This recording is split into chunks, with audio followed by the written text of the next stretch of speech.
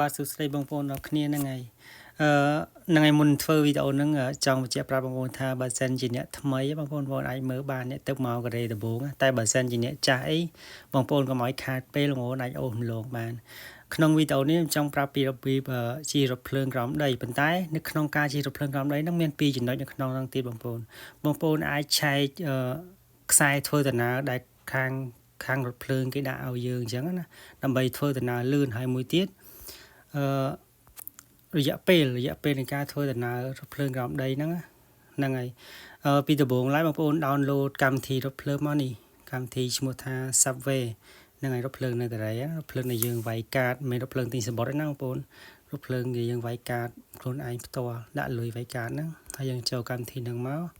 ហ្នឹងហើយបន្តមកទៀតឧទាហរណ៍ថាបងប្អូនចង់ធ្វើដំណើរពីឧទាហរណ៍ចេះពី Guru ទៅGuru ហ្នឹងហើយចេញដំណើរពី Guru ទៅពលានយន្តហោះចុះនេះពលាន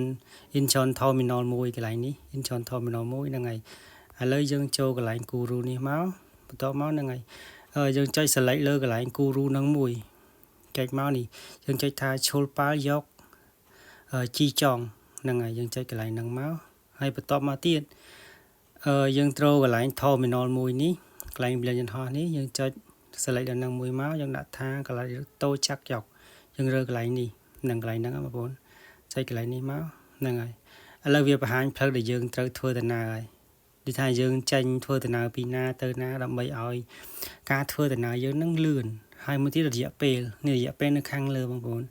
រយៈពេលធ្វើដំណើរគឺ1ម៉ោង22នាទី16យកហ្នឹងហើយអាហ្នឹងគ្រាន់តែជារយៈពេលនៃការធ្វើដំណើររបស់រថភ្លើងណាបងប្អូនមិនមែនជារយៈពេលដែលបងប្អូនធ្វើដំណើរទេបងប្អូនធ្វើដំណើរបងប្អូនអាចដូរជើងរថភ្លើងវាអាចចាំរថភ្លើងយូរឬខក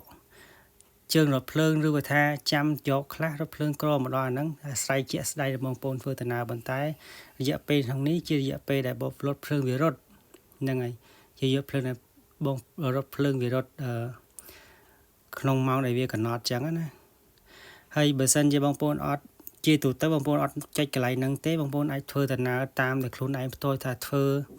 ចេញពី Guru ចេញមកតាមនេះមកខាងខ្សែលេខ1ហើយមកដូរនៅជួអាន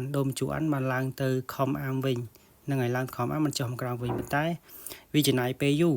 បើយើងធ្វើបែបនេះតាមដែលរថភ្លើងគេដាក់ឲ្យយើងចំណាយពេលខ្លីជាងហ្នឹងហើយយើងចំណាយពេលខ្លីជាងហើយចាប់ដល់គោលដៅដែលយើងចង់បានមួយទៀតយើងដឹងពីរយៈពេលដូចថាបើសិនជាយើងមានណាត់ថាដូចថាយើងធ្វើដំណើរ2ម៉ោងហ្នឹងហើយធ្វើដំណើរ2ម៉ោងយើងប្រាប់គេទៅថារថភ្លើងរត់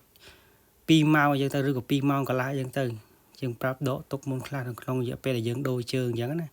ហ្នឹងហើយក្នុងវីដេអូហ្នឹងមានតែប៉ុណ្្នឹងឯងបងប្អូនហ្នឹងហើយអរគុណច្រើន